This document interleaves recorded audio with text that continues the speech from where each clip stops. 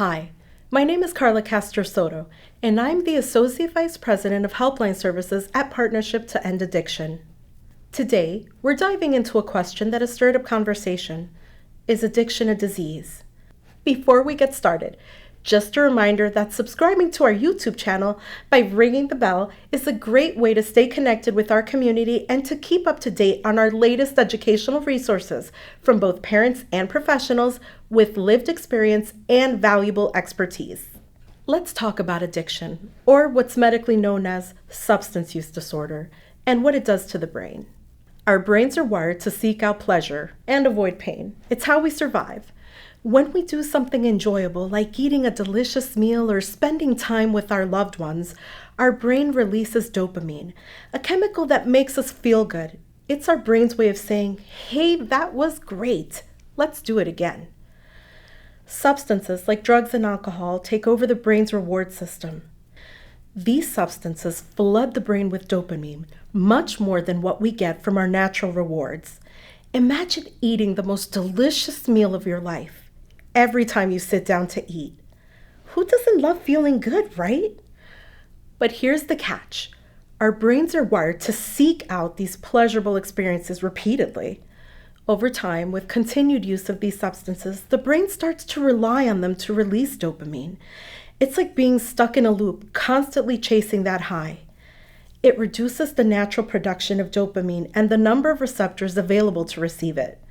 This means that over time, someone needs more and more of the substance just to feel normal, let alone high. And this changes the structure of the brain.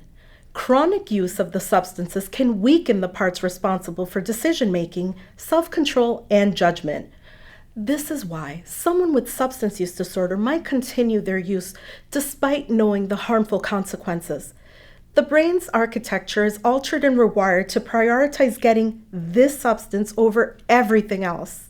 This is why many experts and most major health organizations like the American Medical Association and the World Health Organization classify addiction as a disease. They classify it as a chronic disease that affects the brain structure and function. Just like diabetes or heart disease, it requires ongoing treatment and management. So, how does someone develop an addiction in the first place? Several factors play a role here. Think of it like a recipe for risk. First, there's genetics. Research shows that about 50% of the risk for addiction is hereditary. That means if addiction runs in your family, your own chances of having it are higher. It's like inheriting a set of instructions that makes you more susceptible to intentionally misusing substances. The environment plays a key role. Growing up in a household where substance use is common can normalize the behavior. Peer pressure, especially during the teen years, can also play a significant role. If your friends are using substances, you might feel compelled to join in so you can fit in. And experiencing stress and trauma at an early age can increase someone's risk. The earlier in life someone uses substances, the more likely they are to develop a substance use disorder. Mental health is another big piece of the puzzle. People dealing with conditions like anxiety, depression, or PTSD might turn to substances as a way to cope with their symptoms, a way to self-medicate, to numb the pain, or escape from their reality. Unfortunately, this can lead to a vicious cycle where substance use worsens someone's mental health disorders, which then leads to more substance use, and so on. Now that we've covered how addiction works in the brain and some of the factors that contribute to it, let's tackle another crucial point: why addiction is not a choice.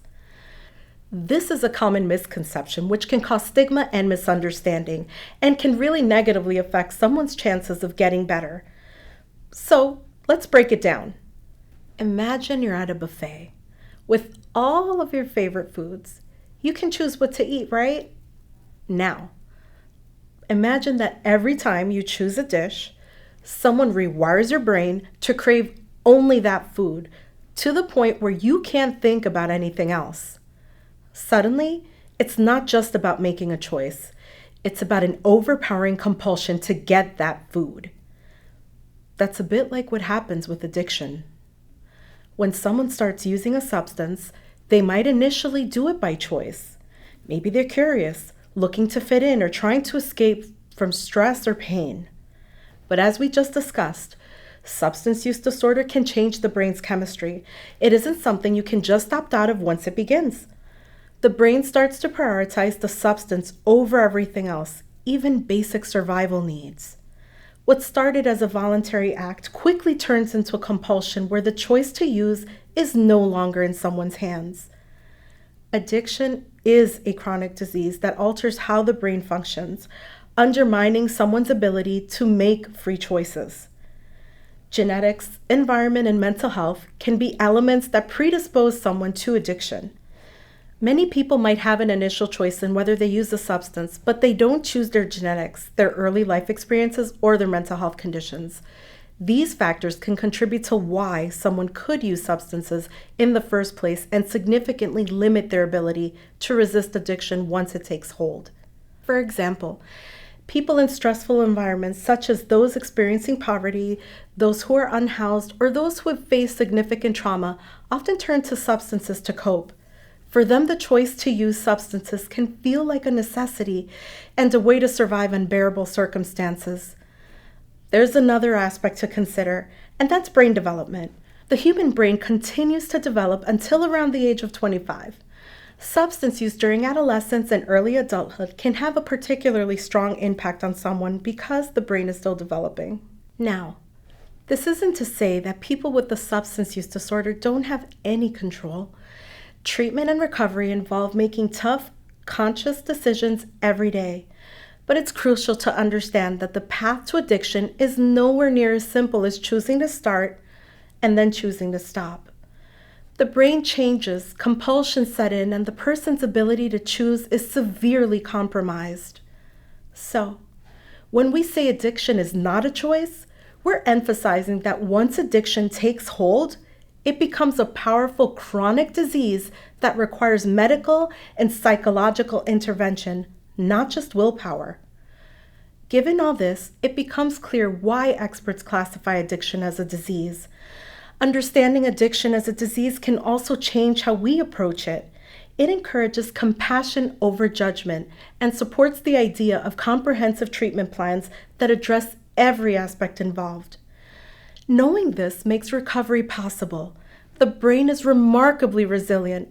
With the right treatment, which can include therapy, medication, and support groups, individuals can regain control of their lives. It's not an easy journey, but many have walked this path and come out stronger on the other side. Substance use disorder is a complex, multifaceted disease that, just like any other disease, deserves empathy, understanding, and effective treatment. If you or someone you know is struggling with addiction, don't hesitate to seek help.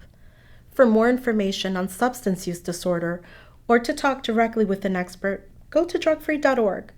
Together, we can make a difference. Stay informed, stay compassionate, and we'll catch you next time.